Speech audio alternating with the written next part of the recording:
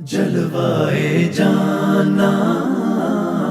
جلوائے جانا جلوائے جانا۔ جمعہ کا دن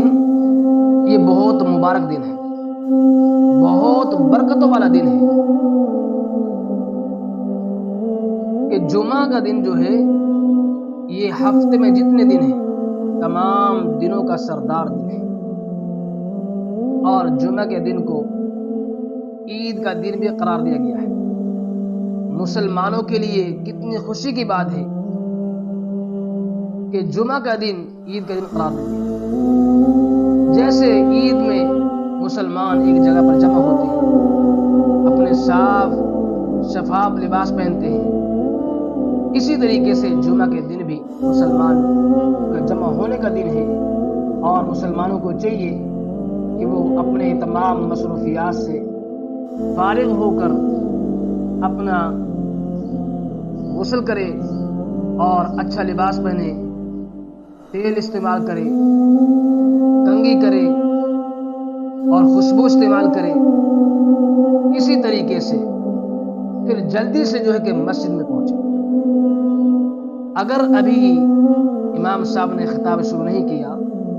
تو جا کر سنتوں کا اہتمام کرے، سنتیں پڑھیں، اور اگر خطاب شروع کر دیا پھر خاموشی کے ساتھ بیٹھ جائے، خطاب سنیں، پھر خطاب کے بعد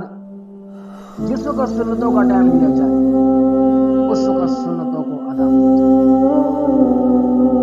اور بعض لوگ ایسے کرتے ہیں کہ جس وقت جو ہے کہ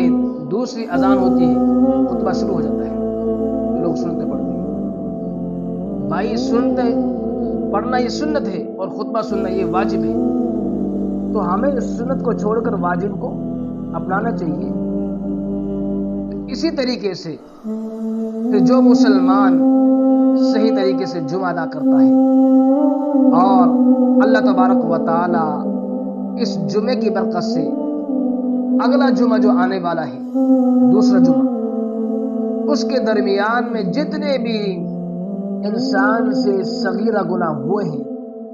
اللہ پاک اس جمعے کی برکت سے اس کے تمام صغیرہ گناہوں کو معاف فرما دیتے ہیں۔ دیکھیے جمعے کی برکت، اللہ پاک ہمیں جمعے کے دن کی اہمیت اور اس کے قدر دانی کرنے کی توفیق عطا فرمائے، اور جو نبی کریم صلی اللہ علیہ وسلم نے فرمایا کہ جمعے کے دن جلدی جانا چاہیے، اس بات پر ہمیں عمل کرنے کی توفیق عطا فرمائے۔